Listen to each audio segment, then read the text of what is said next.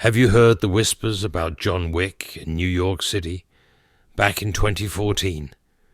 They say he died attempting the impossible task, but what came back wasn't entirely him. The rain pelted down like needles against my skin as I staggered through the dimly lit alleyways. I should be dead. Perhaps I was. The impossible task had been just that. Impossible. Betrayed and left to bleed out on the cold concrete, I felt the life drain from me. But something pulled me back, something dark and relentless. I awoke gasping, the taste of ash in my mouth and the scent of sulphur filling the air. My hands trembled as I touched the scar over my heart, now etched with unfamiliar symbols that glowed a faint crimson.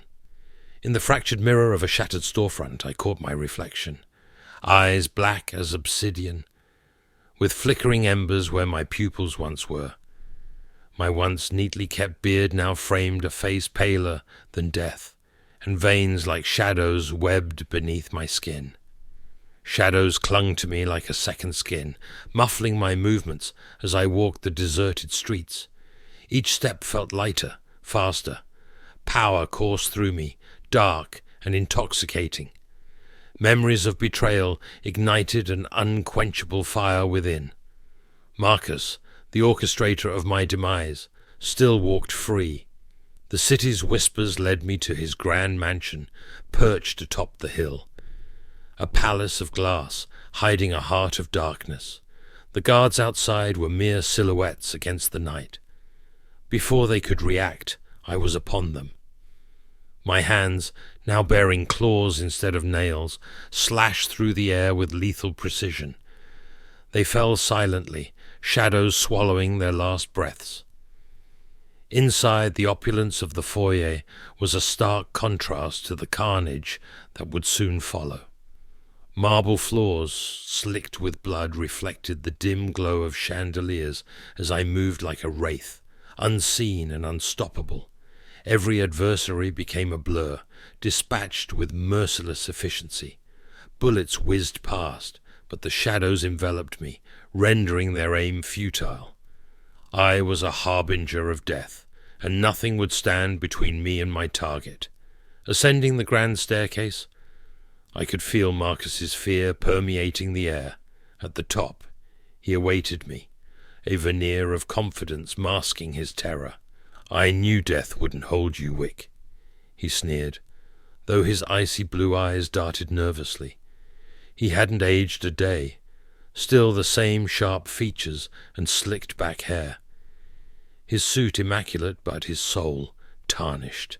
"You're right," I rasped, my voice a guttural growl that echoed with otherworldly resonance. "But death has changed me." He fired his gun, the silver bullets reflecting his desperation.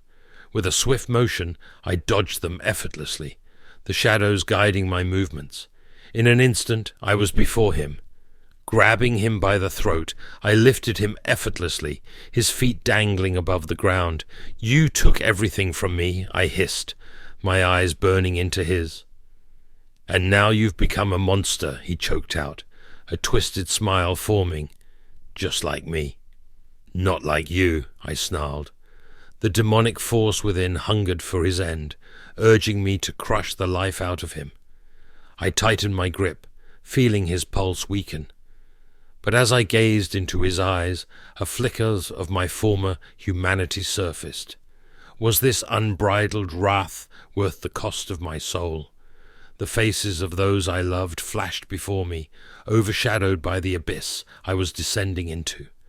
With a roar of conflicted rage, I hurled him across the room.